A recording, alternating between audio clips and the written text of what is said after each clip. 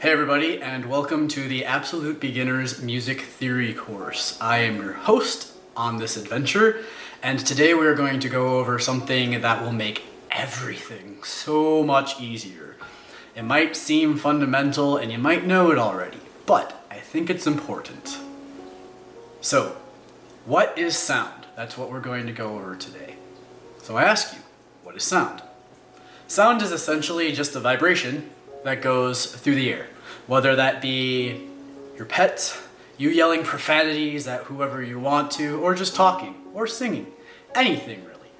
Anyway, that goes into your ears. So the vibration from your cat, dog, pet goes into your ears, and essentially what that does is tells your brain, oh, something is happening, and that is how you perceive pitch. So let's talk about that squiggly line, all right?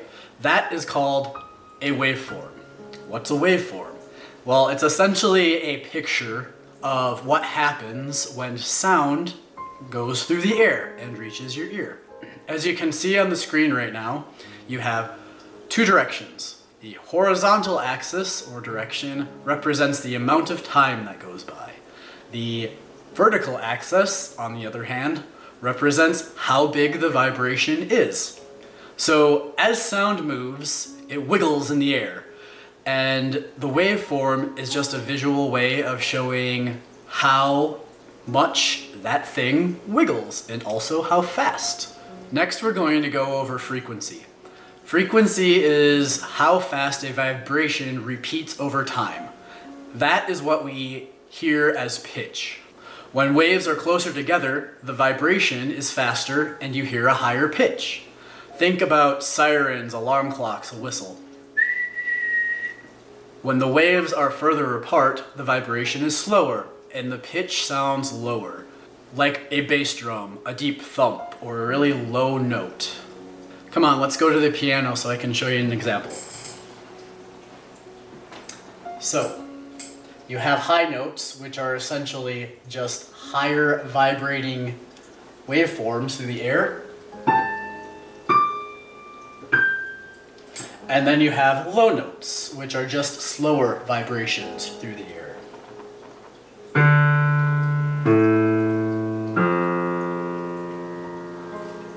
Good? So, we know how fast something vibrates now. What about the height of those waves, you may ask? That's called amplitude, which is a very good game. If you get it, you're as old as I am, and props to you. But it's another way of saying volume. Bigger peaks mean the noise is loud. Smaller peaks mean it's a quieter sound. So it's example time again. If I tap my desk lightly,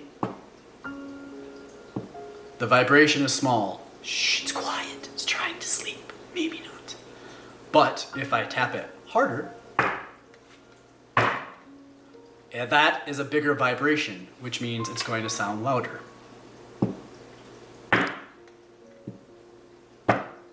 All music is built from these two ideas: how fast vibrations happen and how big they are.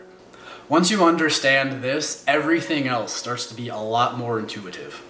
That's it, not scary, right? Next we're going to go over notes. Notes are the building blocks of how to make melodies in music, and this is where things really get fun.